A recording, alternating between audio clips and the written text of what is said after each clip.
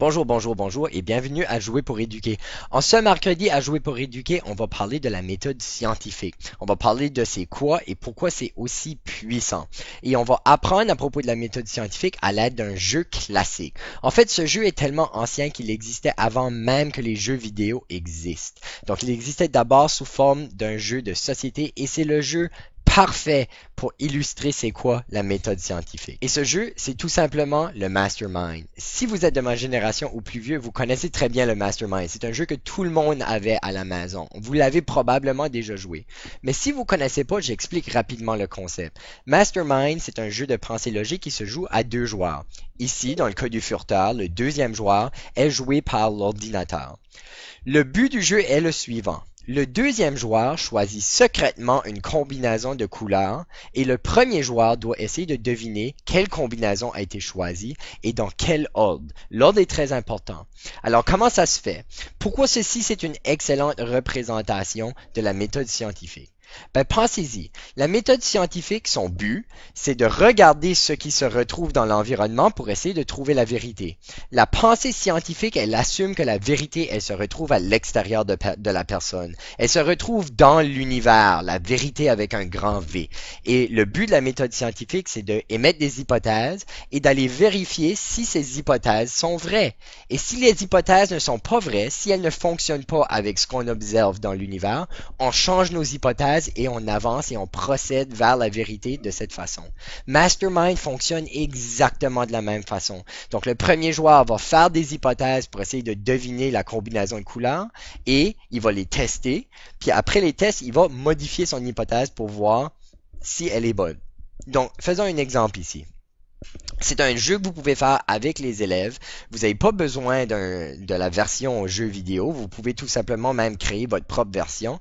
Tout ce que ça prend, c'est des boules ou des billes de différentes couleurs et puis vous pouvez tester avec ça. OK, donc faisons notre première hypothèse. L'ordinateur a choisi sa couleur, sa combinaison de couleurs. Donc, il a choisi c'est quoi la vérité secrète. Et nous, les scientifiques, on va essayer d'aller découvrir c'est quoi cette vérité-là.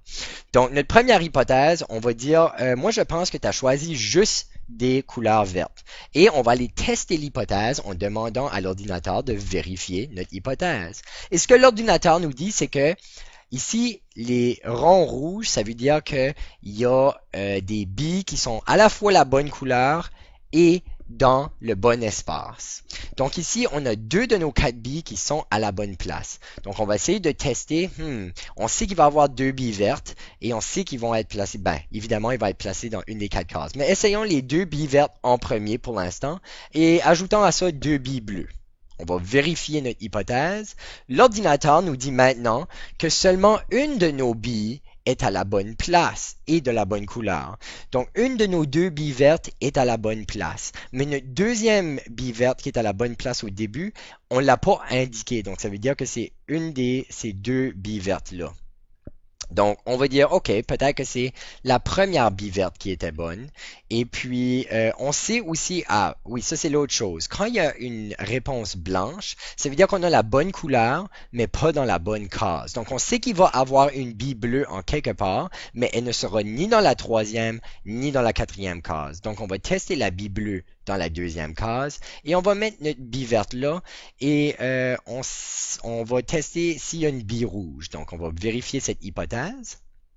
Et l'ordinateur nous dit encore une fois, tu as une bille qui est de la bonne couleur et dans la bonne case, et une bille qui est de la bonne couleur, mais pas dans la bonne case. Ça nous informe que probablement il n'y a pas de bille rouge dedans la bonne réponse. Donc, on va éliminer notre bille rouge pour cette fois-ci et réfléchissons.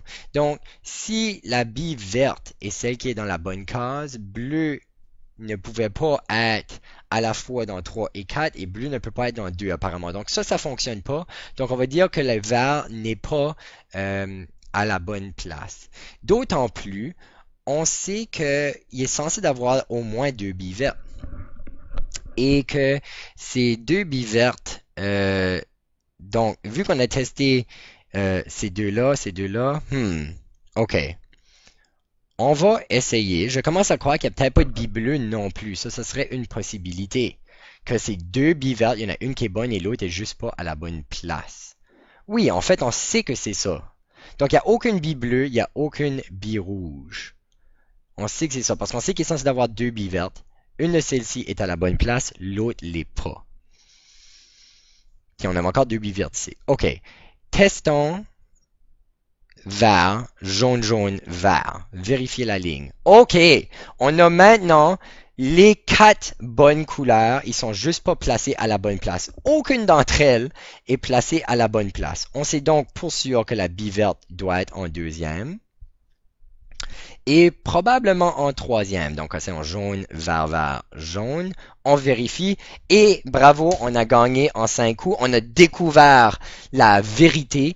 Et c'est comme ça que ça fonctionne, la science. On a maintenant une hypothèse qui est forte, qui fonctionne avec notre environnement. Et on va garder cette hypothèse jusqu'à preuve du contraire. Donc, on pourrait continuer de tester jaune, vert, vert, jaune, jaune, vert, vert, jaune, jaune, vert, vert, jaune, jaune, vert, vert, jaune. Et si jamais l'ordinateur nous dit non, vert, jaune, jaune, jaune, vert, vert, jaune, c'est plus bon, ben ça veut dire qu'il y a quelque chose qui a changé ou il y a quelque chose qui marche plus avec notre théorie et il va falloir qu'on la change de nouveau. Donc c'était Monsieur Wallet qui expliquait c'était quoi la méthode scientifique à l'aide de Mastermind. Je vous invite à faire ceci avec vos élèves. C'est une façon très amusante d'apprendre c'est quoi la méthode scientifique et ça fonctionne à des très bas âges. On se voit la semaine prochaine.